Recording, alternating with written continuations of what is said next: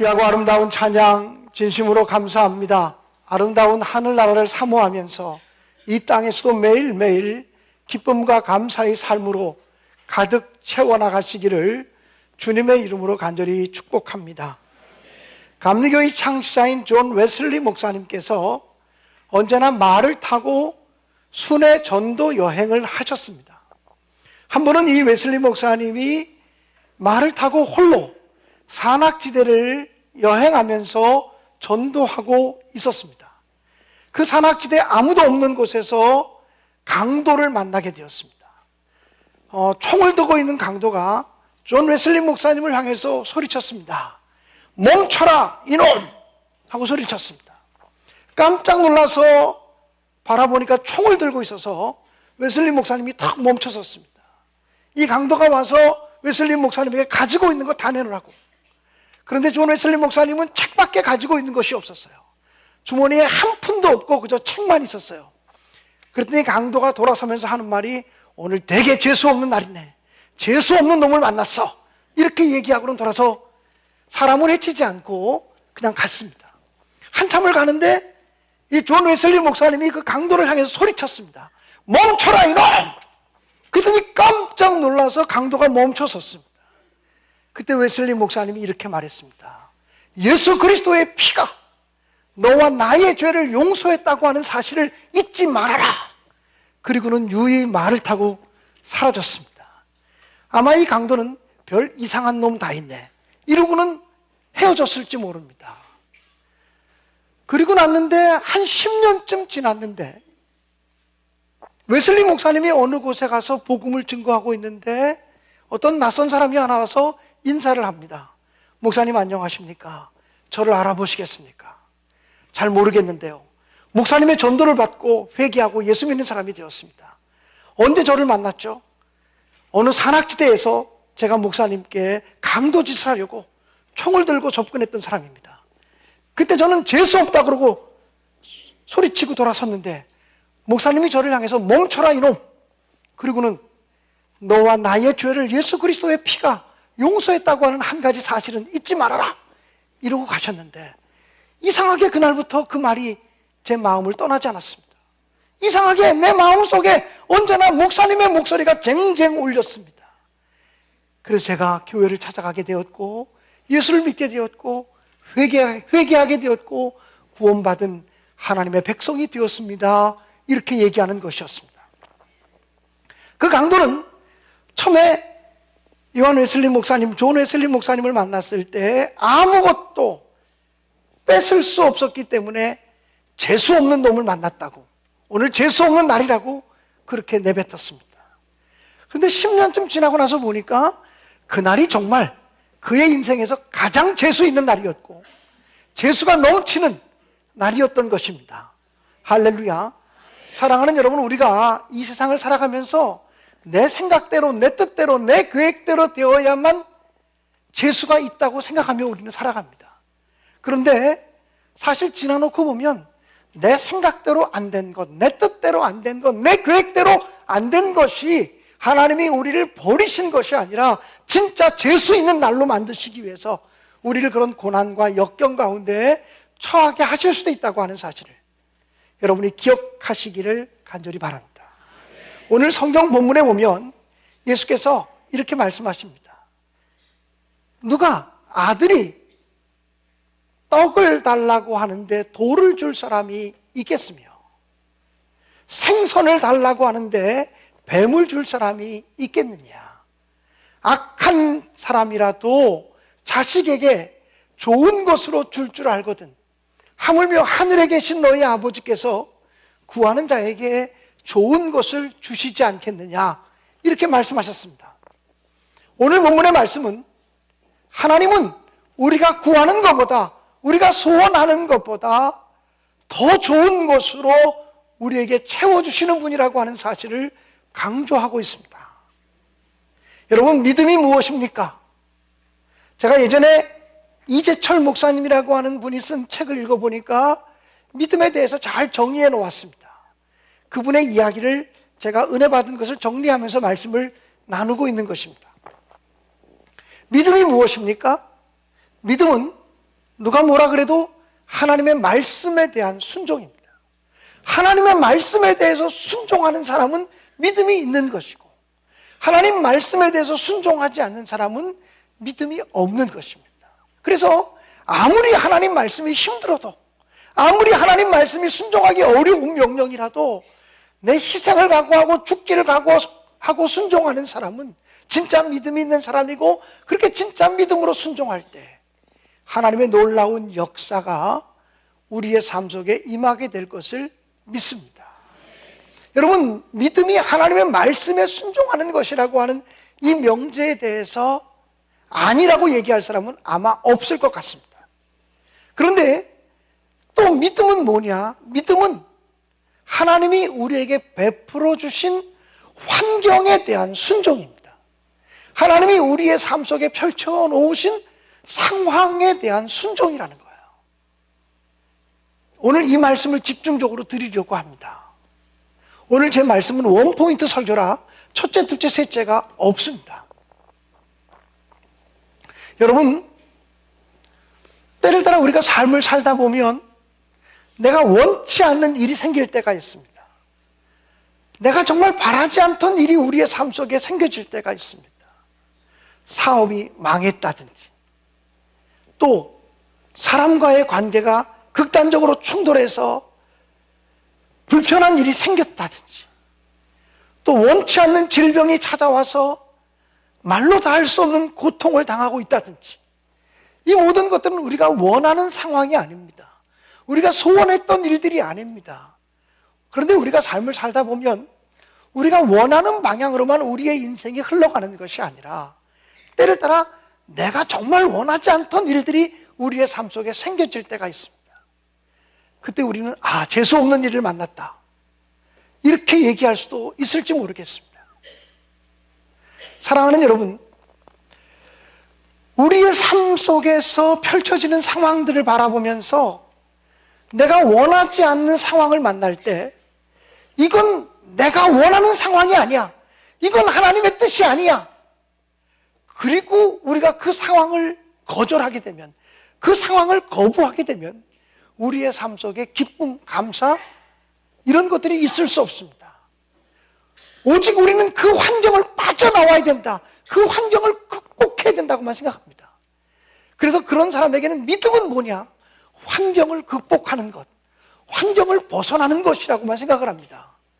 근데 환경을 벗어나고 환경을 극복해야 된다고만 생각하면 그 환경이 펼쳐지는 삶 속에서 우리의 삶 속에 기쁨이나 감사는 있을 수 없습니다.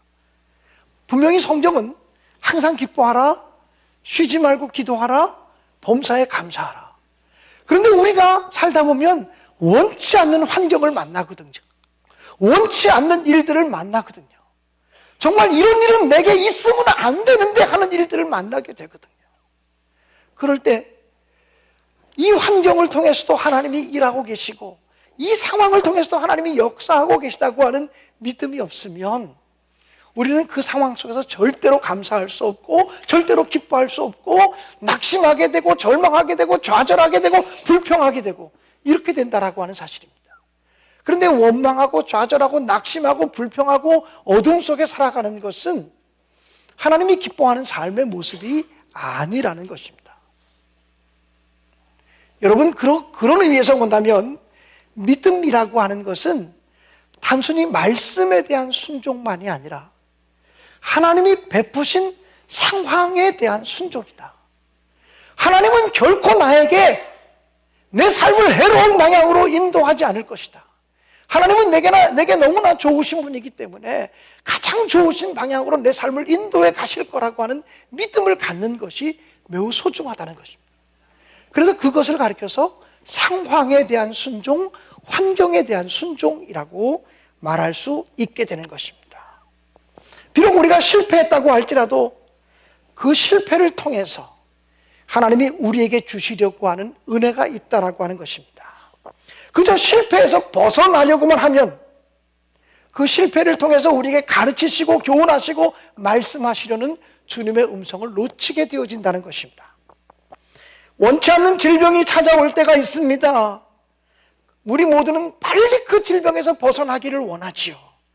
그러나 그 질병이 찾아올 때에 그 질병을 통해서 말씀하시고 그 질병을 통해서 우리와 우리의 가정과 우리의 삶을 다루어 가시는 하나님의 섭리와 역사를 깨닫지 못하면 우린 더 큰 은혜를 놓칠 수 있다라고 하는 사실입니다. 여러분, 창세기 32장에 보면 고향 땅으로 돌아가는 야곱의 모습이 기록되어져 있습니다. 20년 동안의 타향살이를 모두 마치고 많은 재물을 가지고 많은 식솔들을 이끌고 고향 땅으로 금이 환영하며 돌아갑니다. 이제 고향 땅이 바로 눈앞에 보일 지경이 되었는데 자기 형 에서가 20년 전에 헤어졌던 자기 형 에서가 20년 동안 원한을 풀지 아니하고 군사 400명을 이끌고 이 야곱을 죽이기 위해서 오고 있다고 하는 소리를 듣게 됩니다. 야곱은 20년 동안 타향살이하며 많은 재산을 모았고 많은 식소를 거느리게 되었지만 형과 전쟁을 할 수밖에 없는 그런 위기 상황에 놓이게 됩니다. 그때 야곱은 자기 가족들을 세 대로 나누어서 보냅니다. 그리고 형 에서를 만날 때 형에게 줄 물질을, 선물을 준비합니다. 이게 거의 뇌물에 가까운 선물을 준비합니다. 그리고 자신은 홀로 남아서 야복강가에서 씨름하며 기도합니다. 성경은 이 야곱이 하나님과 기도하는 그 장면을 천사와 씨름하는 장면으로 묘사하고 있습니다. 야곱의 기도가 무엇이었을까요? 여러분이 야곱이었다면 어떻게 기도했겠습니까? 무슨 기도를 드렸겠습니까? 야곱의 기도 한 가지 아니겠습니까? 하나님 살려주세요. 하나님, 20년 동안 이 고생하며 여기까지 왔는데 형에게 죽어야 되겠습니까? 하나님 살려주세요. 살 길을 열어주세요. 형의 마음을 바꿔주세요. 형 에서의 마음을 변화시켜주세요. 라고 기도하지 않았겠습니까? 근데 여러분, 20년 동안 굳어진 원한의 마음이 하루아침에 어떻게 풀어집니까? 야곱이 살려달라고 하나님께 기도했을 때인데, 그렇게 기도했을 터인데 야곱은 기도하면서 환도뼈가 위골되어집니다. 환도뼈가 부러집니다. 절뚝발이가 되어집니다. 절름발이가 되어집니다. 장애인이 되었습니다. 불구자가 되었습니다. 그리고서 형 에서를 만나기 위해서 나아가는데 야곱이 그 발을 절었다고 성경은 기록하고 있습니다. 그런데 그 순간 놀라운 일이 벌어집니다. 동생 야곱에 대해서 분노하는 마음으로 가득 차 있던 에서, 동생 야곱에 대해서 원망하는 마음으로 가득 차 있었던 에서의 마음이 절뚝절뚝 걸어오는 자기 동생을 보면서 20년 만에 만나는 자기 동생인데 자기의 축복권, 장자의 축복권을 빼앗아서 도망갔던 그 동생인데 그 동생이 걸어오는데 절뚝절뚝 걸어오는 것입니다. 그때 에서의 마음에 동생 야곱을 향한 긍휼의 마음이 생겨집니다. 늘 형의 도움을 받지 않으면 살아갈 수 없었던 어린 동생, 늘 형을 의지했던 동생, 쌍둥이지만 늘 형에게 예속되었던 그런 동생 야곱을 떠올리게 됩니다. 그러면서 옷은 구겨질 대로 구겨지고 하룻밤을 꼬박 새면서 천사와 씨름했기 때문에 피곤할 대로 피곤해고 지쳐진 이 야곱의 모습을 보면서 굳어졌던 형에서의 마음이 풀려지고, 그리고 원망으로 가득 차고 미움으로 가득 찼던 형에서의 마음이 긍휼의 마음으로 변화되어집니다. 여러분, 하나님께서 그 밤에 어떤 방법으로 형에서의 마음을 녹이셨습니까? 이 동생 야곱이 환도뼈가 위골되게 하셔서 걸을 수도 없을 만큼 절뚝절뚝 거리는 모습으로 형 앞에 나오는 것으로 형에서의 마음을 녹이셨다는 거죠. 사랑하는 여러분, 때를 따라 우리는요, 하나님이 원치 않는 환경 속으로 우리를 인도할 때가 있어요. 내가 원했던 것은 살려달라고 기도했는데 다리를 절게 되었습니다. 이건 야곱이 원했던 상황이 아닐 것입니다. 그러나 그 일들을 통해서 하나님은 맺혀진 관계를 푸시고 에서에게 축복에 에서도 야곱도 함께 축복받을 수 있는 은혜의 문을 여셨다라고 하는 사실입니다. 사랑하는 여러분, 예수님께서는 이렇게 말씀하셨습니다. 악한 자라도 좋은 것으로 자식에게 줄 줄 알거든. 하물며 하늘에 계신 너희 아버지께서 구하는 자에게 좋은 것을 주시지 않겠느냐. 여러분, 하나님이 여러분보다 앞서가시면서 여러분의 인생과 여러분의 삶에 대해 굉장히 좋은 계획을 가지고 있다고 하는 사실을 조금 더 의심 없이 신뢰하며 나가시기를 간절히 바랍니다. 그러므로 지금 내가 원치 않은 환경 속에 있다고 할지라도 이것이 내 삶의 끝이 아니라, 이것이 내 삶의 결론이 아니라 더 좋은 일, 더 귀한 일, 더 아름다운 일, 더 놀라운 일을 하나님이 계획하고 있다는 믿음을 가지시고 지금의 환경을 감사로 받아들이시기를 주님의 이름으로 간절히 축원합니다. 오늘 성경은 이렇게 말씀하고 있습니다. 악한 자라도 자식에게 좋은 것으로 줄 줄 알거든. 하물며 하늘에 계신 너희 아버지께서 구하는 자에게 좋은 것을 주시지 않겠느냐? 11절입니다. 그리고 12절은 그러므로 이렇게 말합니다. 그러므로라고 하는 단어가 나오는 것은 그 앞에 것의 결론이 나오는 거 아닙니까? 그러므로 남에게 대접받기를 원하는 사람들은 너희가 먼저 남을 대접하라. 이것이 율법이요 선지자의 강령이라고 말합니다. 흔히 마태복음 7장 12절, 남에게 대접받기 원하는 사람들이 먼저 남을 대접하라. 이것이 율법이요 선지자의 강령이라고 하는 마태복음 7장 12절을 황금률이라고 말합니다. 황금과 같은 계명이라고 말해요. 그런데 왜 이 황금률이 그 앞에 11절까지 나와 있는 말씀과 그러므로라고 하는 단어로 연결되어야 되는지, 그리고 왜 이 황금률의 말씀이 악한 자라도 자식에게 좋은 것으로 줄 줄 알거든 하물며 하늘에 계신 너희 아버지가 구하는 자에게 좋은 것을 주시지 않겠느냐라고 하는 말의 결론으로 나오는지 잘 우리는 이해하기가 쉽지 않아요. 왜 이 말씀이 이 말씀의 결론이지? 100번을 읽어도 잘 해석이 안 되는 말씀이었습니다. 여러분, 이런 거예요.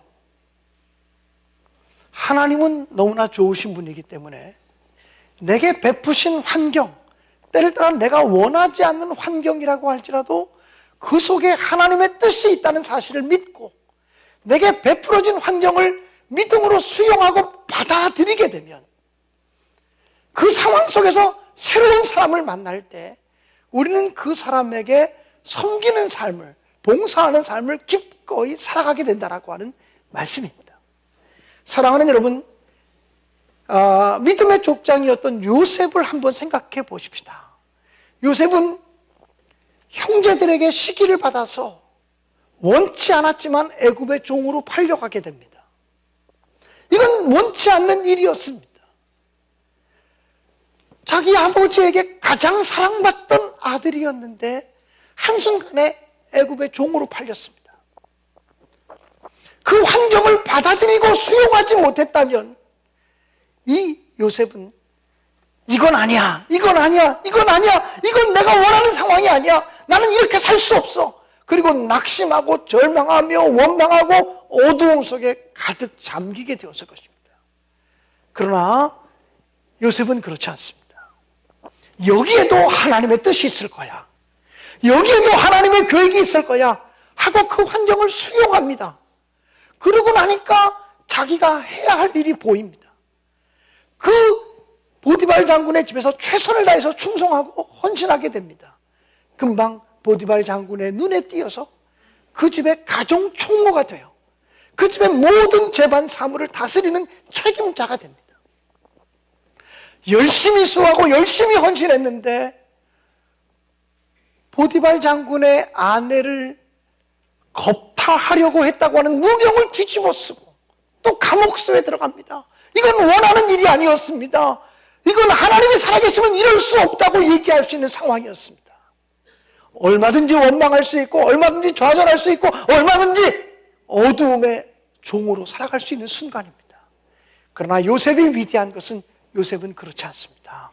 자기가 원치 않는 상황에 부딪혀도 여기에도 하나님의 뜻이 있을 것이라 믿으면서 그 상황을 믿음으로 수용하고 받아들입니다. 그 상황을 믿음으로 수용하고 나니까 거기서 할 일이 보입니다. 내가 해야 할 일이 보입니다. 옥중에 있는 사람들을 섬기는 일을 하게 됩니다. 그랬더니 그 감옥소에서 전옥이 옥중에 있는 모든 죄수들을 섬기는 특별한 사명으로 그를 임명하게 됩니다. 여러분, 요셉은요 한 번도 낙심한 적이 없습니다. 절망한 적이 없습니다. 물론 잠시 잠깐 낙심하고 잠시 잠깐 괴로워하고 잠시 잠깐 실망할 수 있지만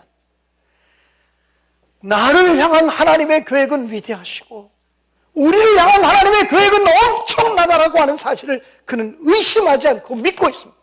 내가 하나님의 뜻 안에만 있으면, 내가 하나님의 계획 안에만 있으면 하나님의 놀라운 역사, 더 좋은 일들이 분명히 일어날 것이라고 의심 없이 믿습니다.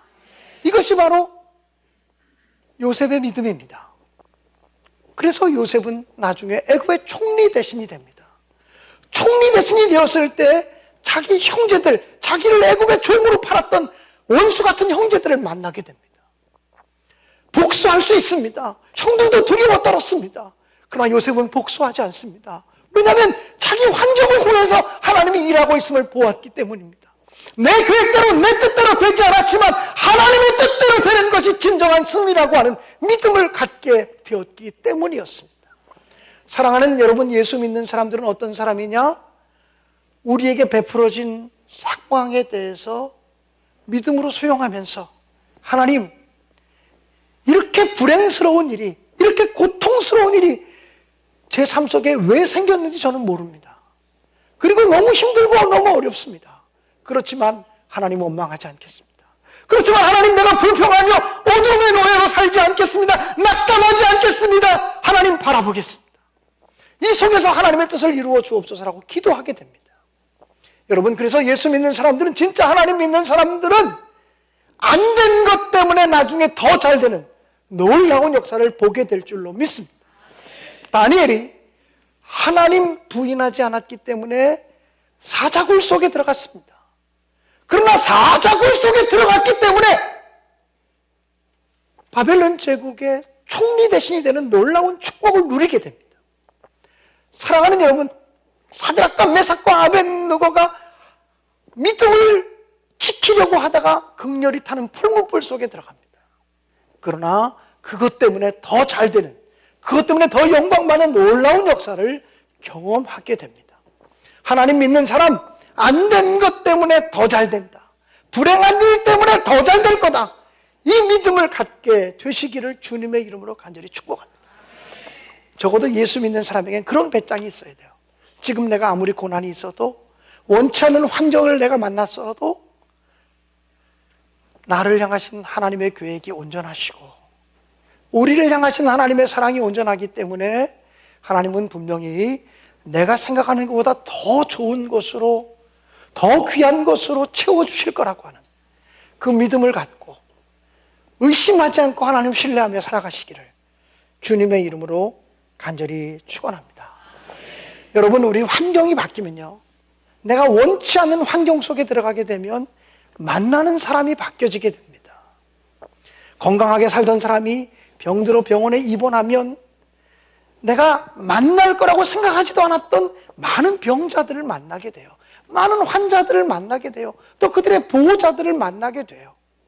아, 내가 이 사람들 만날 사람들이 아닌데 내가 왜 여기 있지? 내가 왜 여기 있지? 이러면 마음속의 기쁨도 감사도 즐거움도 다 사라지고 우리의 마음속에 어둠만 찾아올 것입니다. 그러나 여기에도 하나님의 뜻이 있다고 믿게 되면 그들을 섬기게 됩니다. 그들을 사랑하게 됩니다. 그리고 그 속에서 일하시고 역사하시고 음성을 들려주시는 하나님의 목소리를 듣게 될 줄로 믿습니다. 사랑하는 성도 여러분, 여러분 지금 고난 속에 있습니까? 혹시 지금 망했다고 느끼는 사람이 있습니까? 그래서 지금 만나고 있는 사람이 바뀌었습니까? 도대체 저런 사람은 나의 친구가 될 수 없다고 느꼈던 사람들인데 지금 그들과 만나야만 되는 상황 속에 있습니까? 그분들까지라도 섬기십시오. 그것이 믿음입니다. 지금 병드셨습니까? 그래서 병원에서 나의 친구가 아니라고 생각했던 사람들과 벗하게 되었습니까? 그들을 섬기십시오. 그 만남 속에서 더 좋은 것을 이루어 주시는 하나님의 계획을 발견하게 될 것이고 더 아름다운 열매를 거두게 되어질 것입니다. 하나님은 언제나 내가 생각하는 것보다 좋으신 분이십니다. 하나님은 언제나 내가 생각하고 내가 기도하는 것보다 내 삶에 대해서, 우리 가정에 대해서, 우리 신내 교회에 대해서 더 좋은 계획을 가지고 있음을 저는 분명히 믿습니다. 여러분, 요즘 제가 새벽 기도회 시간에 이사야서의 말씀을 생명의 삶 순서를 따라서 교인들과 말씀을 묵상하고 있습니다. 이사야서 40장부터 48장까지 오늘 읽었는데요, 그 말씀의 핵심은 뭐냐면 하나님이 바벨론 제국을 멸망시키시고 신흥 제국인 파사 제국을 일으키셔서 바벨론, 교만한 바벨론을 심판하시고 이스라엘 백성들을 구원하시겠다는 내용입니다. 그런데 하나님을 전혀 알지 못하는, 하나님을 섬기지도 않는 파사왕 고레스, 페르시아 제국의 고레스를 내가 기름 부어 세웠다, 내가 기뻐하는 종이다, 그를 통해서 내 뜻을 이루고 내 백성을 구원하리라 라고 말씀하십니다. 그래서 요즘 한 20여일 동안 새벽 기도하면서 계속 강조했던 내용이 뭐냐면 하나님은 믿지 않는 사람 통해서도 일하실 수 있습니다. 하나님은 믿지 않는 사람 통해서도 얼마든지 당신의 뜻을 이루실 수 있고, 하나님께 적대적인 관계를 가지고 있는 사람을 통해서도 하나님의 놀라운 역사를 이룰 수 있다고 선포했습니다. 이제 곧 남북 정상회담이 있고 그다음에 북한과 미국 정상회담이 곧 열리게 됩니다. 저는 요즘 그렇게 기도하고 있습니다. 하나님을 신뢰하지 않는 김정은을 통해서도, 또 트럼프 대통령을 통해서도 하나님의 놀라운 역사가 이 민족에 이루어질 수 있다고 믿습니다. 그러므로 우리는 이 민족의 장래에 있는 큰 일들을 놓고 하나님이 간섭해 주시기를, 하나님이 역사해 주시기를 사모하며 기도할 수 있게 되어지기를 간절히 바랍니다. 사랑하는 여러분, 안 된 것 때문에 더 잘 될 것입니다. 하나님은 좋으신 분이십니다. 좋으신 하나님을 우리가 한번 찬양할 수 있기를 간절히 바랍니다. 우리 반주자가 한번 좋으신 하나님 좀 저하고 함께 찬양했으면 좋겠습니다.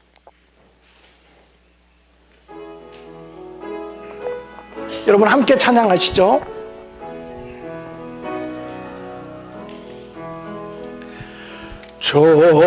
좋으신 하나님, 좋으신 하나님, 참 좋으신 나의 하나. 다시 한번 찬양합시다. 좋으신 하나님, 좋으신 하나님, 좋으신 하나님, 참 좋으신 나의 하나. 우리의 기도를, 우리의 기도를 응답해 주시는 참 좋으신 나의 하나. 한없는 축복을, 한없는 축복을 우리에게 주시는 참 좋으신 나의 하나님. 기도하겠습니다.